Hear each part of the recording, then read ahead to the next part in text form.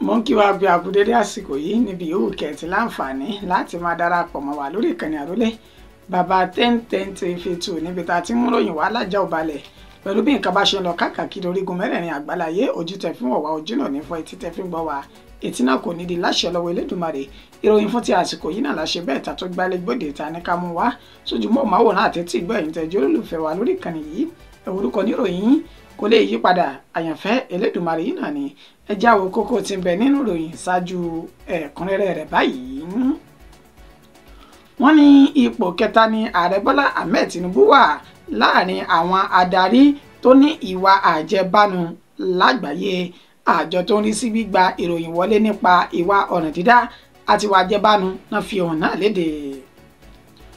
180 million naira kankan ò sọnù lásùnwọ̀n NGO mi ò èrè pa lásán ni mo kàn ń ṣe. Very Darkman ló sọ èyí di mímọ̀. Arákùnrin kan ló ṣe bẹ́ẹ̀ tó pa ìyá rẹ̀ ó sì tún ju òkú olóògbé sínú kànga ní ìpínlẹ̀ Cross River. Látàrí sit at home èyí ń kọ́nilógbélé tó wáyé lánàá òde yìí ní ìpínlẹ̀ Anambra, àwọn agbébọn tó ṣekú pa ènìyàn 3 látàrí pé wọn ò dúró sí ilé wọn lásìkò ọ̀hún. Látàrí pé arákùnrin yìí jí káàdì ìgbowó ATM àti owó tó jẹ́ 50,000 náírà ní ìpínlẹ̀ Kaduna, ilé-ẹjọ́ májísírèètì ní kí ó máa gbá ilé-ẹjọ́ náà fún odidi 40 ọjọ́ gbáko gẹ́gẹ́ bí ìjìyà ẹ̀sùn tán fi kàn án.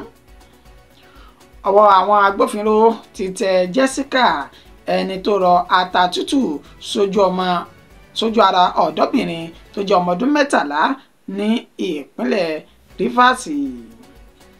Ẹ gbọ́ ìròyìn náà lẹ́kùnrẹ́rẹ́ báyìí. Wọ́n ní ipò kẹta ni ààrẹ Bọ́lá Ahmed Tinubu wà láàrin àwọn adarí tó ní ìwà àjẹbánu jùlọ lágbàáyé. Àjọ tó ń rí sí gbígba ìròyìn lórí ìwà ọ̀ràn dídá àti ìwà àjẹbánu lágbàáyé náà fi ìròyìn náà léde.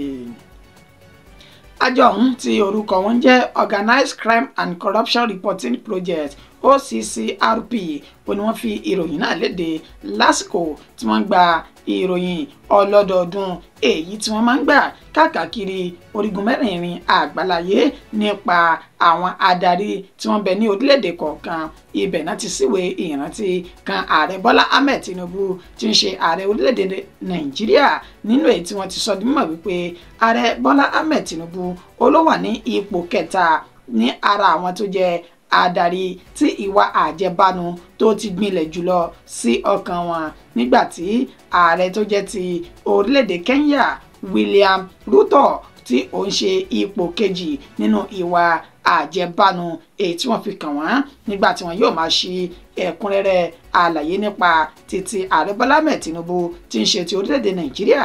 Wọ́n sọ dímọ̀ wípé láti ọdún 1999 sí ọdún 2003 tí ààrẹ ọ̀hún tó ti jẹ́ gómìnà ní ìpínlẹ̀ Èkó òun ló ti bẹ̀rẹ̀ ìwà àjẹbánu àti wọ̀nbílíkíwọ̀bìà, nínú ètí wọ́n sọ di mímọ̀ wípé ó ti kó ọ̀pọ̀lọpọ̀ òbítíbitì owó fún àwọn mọ̀lẹ́bí rẹ̀ lásìkò tó ń ṣe ìjọba ìpínlẹ̀ Èkó náà lọ́wọ́. Wọ́n ní nígbà tó tún di inú oṣù karùn-ún ọdún 2023 tó di ààrẹ orílẹ̀-èdè Nàìjíríà, níṣẹ́ ló tó ti ṣe àwọn oríṣiríṣi ìwà míì tí ó ń ṣe àfihàn ìwà àjẹbánu rẹ̀ nínú ìtàn ní ọ̀nà èyí tí ó gbé kalẹ̀ láti ṣe tó jẹ́ ẹlẹ́gbẹ̀lẹ́gbẹ̀ tírílíọ̀nù náírà. Ó ní wọ́n ní ó yọ̀ǹda rẹ̀ sí ìkíà ọmọ bíbí inú rẹ̀ tí ń ṣe alámòjútó rẹ̀. Èyí náà ló wà lára àwọn ọ̀nà tí wọ́n rò wípé ààrẹ Bọ́lá Ahmed Tinubu ó fi jẹ́ ògbóǹtarìgì oníwà àjẹbánu káàkiri orígun mẹ́rẹ̀ẹ̀rin àgbáláyé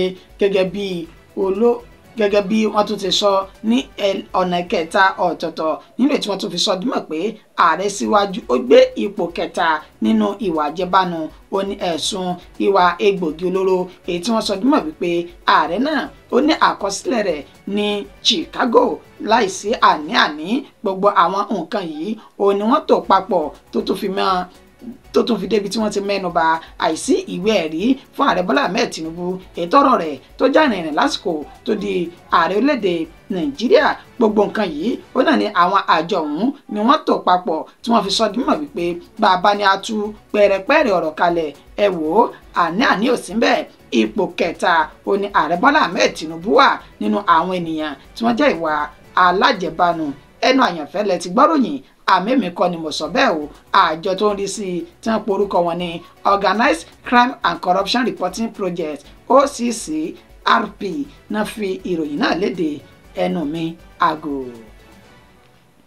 180 million naira kankan ò sọnù nínú àsùnwọ̀n NGO bí ti ń wù kó mọ o. Èrè ìpa lásán ni mò ń ṣe fáwọn ọmọ orílẹ̀-èdè Nàìjíríà. Ferry Darkman ló fi ìròyìn náà léde. Ẹni tó jẹ́ ògbóǹtarìgì sọ̀rọ̀sọ̀rọ̀ lórí ayélujára Martins Otse tí ọ̀pọ̀ mọ̀ sí Ferry Darkman ló fi ìròyìn náà léde síta lánàá òde yìí nínú fídíò tó ṣe tó ti ń ṣe ní àlàyé wípé ó jẹ́ ẹ̀dùn ọkàn àti ohun tí kò dùn mọ́ nínú pẹ̀lú bí àwọn ọmọ orílẹ̀-èdè Nàìjíríà wọ́n sì tètè gba irọ́ tí òun gbé kalẹ̀ jàn bí wọ́n ṣe gbà ní ọwọ́ òun tí wọ́n sì ti ń sọ̀rọ̀ sí òun àti ìyá tó bí òun lọ́mọ. Ó ní nípa owó tí òun sọ di mímọ̀ wípé ó sọnù ní inú àsùnwọ̀n NGO tó jẹ́ 180 million naira. Ó ní eré pálásán ni èmi àtàwọn èèyàn mi wọn lájọ dì í láwo tá a sì gbé jáde fáwọn ọmọ orílẹ̀-èdè Nàìjíríà láti lè jẹ́ kẹ́ ẹ mọ ìyà tí ẹ kọ sí irú ọ̀rọ̀ yìí. Ó ní àwọn ọmọ orílẹ̀-èdè Nàìjíríà láì bẹ̀sùbẹ̀gbà láì sì béèrè fún ẹ̀rí máa jẹ́ mi ìṣó lórí pé owó náà ó ní ó di àwátì nínú àsùnwọ̀n. Ó ní wọ́n bẹ̀rẹ̀ sí ní pariwo tó sì ti gba ọ̀rọ̀ náà gbọ́ nílẹ̀ tán sọ̀rọ̀ kùngbákùngbé sí òun àti ìyá tó bí òun lọ́mọ. Ó ní gbogbo owó òun ó pé pérépéré sínú àsùnwọ̀n NGO náà ṣùgbọ́n níṣe ni òun kàn fi ṣe èrè pa fáwọn ọmọ orílẹ̀-èdè Nàìjíríà. Fídíò náà ń bẹ́yìn àyín tá a fún yín wò fún ẹ̀rí máa jẹ́ mi sọ. You know, 80% of the people that use social media are dumb, right? And this whole thing that happened with the 180 million is a clear opportunity to show you. I don't know, I deliberately do it to just show you people that you people are stupid. We are in a country where anything that is said on the media, nobody bothers to check it. Nobody bothers to investigate it. Everybody starts sharing. They start running away with it. They don't even waste time to listen. They just want to comment. Boom, 180 million naira is missing. Ferry Darkman is a thief. Oh, bah, hey, bah, we talk him before he don't steal money.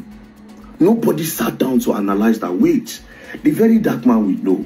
If 180 million naira is missing from his NGO account, it will not be going to Jos, where the police headquarters is in Abuja, where the EFCC headquarters is in Abuja, where the cybercrime headquarters is in Abuja. What is Zenith Bank? A bigger one is in Abuja. What is he going to do in Jos? You people ran away with it. Do you think if my 180 million naira is missing, do you think I'll be going anywhere? Who go pay? Now Zenith Bank go pay. Where did I keep?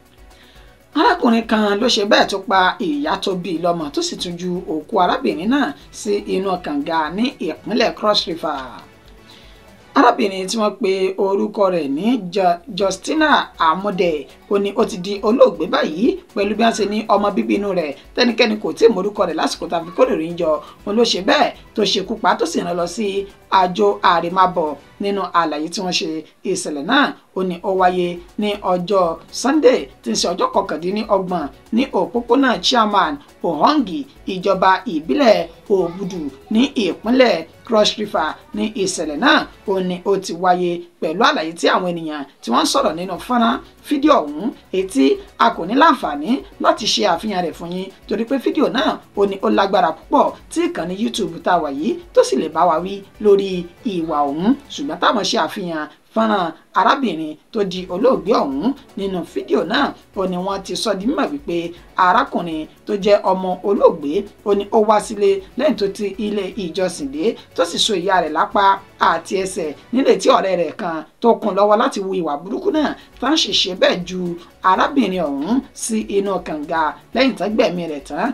Ọmọ ọ̀dọ̀ arábìnrin náà tó jẹ́ tí ń tọ́jú rẹ̀ ní ilé ó ní wọ́n ní ó gbé lọ sí láti tó fi ọ̀kadà gbé lọ tó sì dúnkokò mọ́ ọmọ náà pé bí àṣírí ọ̀rọ̀ náà bá lè tú síta níṣẹ́ lòun yóò ṣekú pa ọmọ ọ̀hún. Ibi tó gbé ọmọ náà lọ ó ní ẹ sọ dímọ̀ pé kò tí ì sẹ́ni tí ó mọ̀ báyìí o ṣùgbọ́n tí wọn kò sì tí ì rí arákùnrin tó ṣe bẹ́ẹ̀ tó gbẹ̀mí ìyá rẹ̀ nílò tí iléeṣẹ́ ọlọ́pàá ìpínlẹ̀ Cross River tẹ́lẹ̀ àwọn ti bẹ̀rẹ̀ ìwádìí lórí ọ̀rọ̀ ọ̀hún táwọn yóò sì fi pápẹ́ òfin mú ọ̀daràn náà. Látàrí sit at home ìyún kónílé-ó-gbélé tó wáyé lánàá òde yìí ní ìpínlẹ̀ Anambra, àwọn agbébọn tó ti ṣekú pa ènìyàn 3 látàrí pé wọ́n kọtí ọ̀gbìn sí ìkéde kónílé-ó-gbélé ọ̀hún. Gbajúgbajà tó jẹ́ oníṣòwò lọ́kùnrin tí orúkọ rẹ̀ ń jẹ́ Olúebùbè ó ti di olóògbé báyìí pẹ̀lú bó ti sọ mọ́ pé àwọn agbébọn tí ìgbàgbọ́ wà wípé wọ́n jẹ́ ikọ̀ IPOB ni wọ́n ṣe ìkọlù sí arákùnrin náà ní ilé ìtajà rẹ̀ lásìkò tó sọ mọ́ wípé ó ń ṣe àmójútó àwọn tí wọ́n ń kan kanopi tí wọ́n fẹ́ fi ṣe ìnáwó ayẹyẹ ọdún ní àná òde yìí. Ibẹ̀ ni àwọn agbébọn ọ̀hún ni wọ́n ti ṣe ìkọlù tó sì bọ́ sí ibi tí ìṣẹ̀lẹ̀ náà tí ó ti ń ṣẹlẹ̀ tó sì ṣínà ìbọn bolẹ̀ nínú tí wọ́n fi pa Olúebùbè tó jẹ́ gbajúgbajà oníṣòwò ọ̀hún. Bákan náà lánàá òde yìí ó ní ìkọlù tí wọ́n ṣe sí àwọn tí wọ́n jẹ́ agbófinró èyí tí wọ́n ń sọ ilé ìjọba ìbílẹ̀ tí ó wà ní Ìhàlà nílò tí wọ́n ti pa àwọn 2 ní inú àwọn ènìyàn náà látẹnu ẹni tó yẹ alága ìjọba ìbílẹ̀ ọ̀hún Charles Ojiako ó sọ di mímọ̀ wípé pẹ̀lú ìbànújẹ́ ó ní àwọn fi ń kéde ikú àwọn ẹ̀ṣọ́ aláàbò 2 tí wọ́n wà ní sẹkítẹ́rìàtì ìjọba ìbílẹ̀ ọ̀hún nílẹ̀ tí àwọn agbébọn tó pè ní ikọ̀ IPOB tí wọ́n ṣe ìkọlù sí wọn tó sì fi ìbọn já okùn ẹ̀mí àwọn méjèèjì. Ó ní àwọn tí wọ́n rawọ́ ẹ̀bẹ̀ sí ìjọba ìpínlẹ̀ Anambra láti tètè pa kìtìmọ́lẹ̀ kán wá ojútùú sí ìkọlù àwọn agbébọn yìí èyí tó ti ń di lemọ́lemọ́. Tẹ́ bá sì gbàgbé àti mú ìròyìn kan wá ṣáájú wípé àwọn agbébọn náà ṣe bẹ́ẹ̀ ṣe ìkọlù sáwọn ènìyàn lásìkò tí wọ́n ń ṣe ayẹyẹ ní àná òde yìí ní ìpínlẹ̀ Anambra náà nílò ìtàn ní ènìyàn 2 ló jáde láre tọ́pọ̀ sì fi ara pa yamayama látàrí ìkéde kónílé-ó-gbélé tán sọ dímọ̀ wípé àwọn ènìyàn wọn ò pa òfin wọn mọ́ ní ilẹ̀ Biafra ọ̀hún. Látàrí pé arákùnrin yìí ó jí káàdì ìgbowó ATM àti owó tó jẹ́ 50,000 náírà ní ìpínlẹ̀ Kaduna, ilé-ẹjọ́ májísírèètì ní kí ó wá gba ilé-ẹjọ́ ọ̀hún fún odidi 40 ọjọ́ gbáko. Ilé-ẹjọ́ májísírèètì tó fìkàlẹ̀ sí ìpínlẹ̀ Kaduna látẹnu ẹni tó jẹ́ adájọ́ ọ̀hún èyún adájọ́ Ibrahim Emmanuel tó fi ìdájọ́ náà lélẹ̀ fún Rabiu Gambo lẹ́ni ọdún 23 tán fi ẹ̀sùn kàn wípé ó jí ATM ìgbowó àti owó tó jẹ́ 50,000 náírà tí ń ṣe ti arákùnrin Yusuf Maishago tó ń gbé ní agbègbè Ugwan Sharki. Ó ní wọ́n sọ di mímọ̀ wípé ó mú ẹjọ́ náà lọ sí ilé àwọn agbófinró tí wọ́n sì pé arákùnrin yìí tí wọ́n pè ní ẹjọ́ èyún Rabiu Gambo tán pè lẹ́jọ́ nírètí adájọ́ Emmanuel tó ti lù lọ́gọ̀ ẹnu pé ó ṣeun tó tiẹ̀ dá wá láàmú lórí ìgbẹ́jọ́ yìí àti ẹ̀sùn tá a fi kàn án pé ó jí owó àti káàdì ìgbowó mu nígbà tí wọ́n bi arákùnrin Gambo léèrè pé ṣó o jẹ̀bi ẹ̀sùn tá a fi kàn án àbó o jẹ̀bi. Ó sọ dímọ̀ wípé olúwa mi mo mọ̀ jẹ̀bi ẹ̀sùn tẹ́ fi kàn mí. Báyìí ni adájọ́ Ibrahim Emmanuel ló ṣe wá lù lọ́gọ̀ ẹnu pé ó tiẹ̀ dá wá láàmú ó sì fún wa ní gbódìdí san lórí ẹjọ́ tó ń bẹ níwájú wa yìí. Fún ìdí èyí n ó ṣe ọ́ láàánú yín sì wọ́ ọ ṣe látàrí pé ó gba ẹ̀bi rẹ̀ lẹ́bi ṣe tẹ́lẹ́sẹ̀ bá sì ti mẹ̀sẹ̀ rẹ̀ lẹ́sẹ̀. Wọ́n ní kì í pẹ́ lórí ìkúnlẹ̀ ìdájọ́ mi rèé ó yóò máa gba ilé ẹjọ́ yìí bó ṣe tóbi tó yìí àti kọ̀rọ̀kọ́ndú gbogbo bẹ̀ ó sì gbà fún odidi 40 ọjọ́ gbáko kí lè máa jẹ́ ìjìyà ẹ̀ṣẹ̀ rẹ̀ àti ẹ̀sùn tí wọ́n fi kàn ọ́ yóò sì tún máa jẹ́ ìkìyà àti ìbẹ̀rù fún àwọn ènìyàn tí ó kù níta tán fẹ́ máa wúrú ìwà èyí tí ó wù yìí. Ọwọ́ àwọn agbófinró ti tẹ Jessica ẹni tó rọ àtàtútù sọmọ ọdún 13 nídìí lẹ́yìn tí ọkọ rẹ̀ fipá bá ọmọ náà láṣepọ̀ tán ní ìpínlẹ̀ Rivers. Ọwọ́ iléeṣẹ́ ọlọ́pàá ìpínlẹ̀ Rivers ẹ̀ka ti Rumudomaya ìjọba ìbílẹ̀ Obio Akpọ̀ ti ìpínlẹ̀ Rivers ó ní wọ́n ti fi páńpẹ́ òfin mú arábìnrin tí wọ́n pe orúkọ rẹ̀ ní Jessica ẹni tó ń gbé ní agbègbè Rúpòkú gẹ́gẹ́ bí àlàyé tí wọ́n ṣe látẹnu ẹni tó jẹ́ ìyá ọmọ ọdún mẹ́tàlá ọ̀hún ìyá ọmọ ọdún mẹ́tàlá ọ̀hún arábìnrin Goodness tó sọ di mímọ̀ wípé ọmọ òun ó ní wọ́n fipá bá láṣepọ̀ ní ọjọ́ karùndínlọ́gbọ̀n inú oṣù tá à ń lò lọ́wọ́ yìí. ǹjẹ́ báwo ni ọ̀rọ̀ ṣe jẹ́?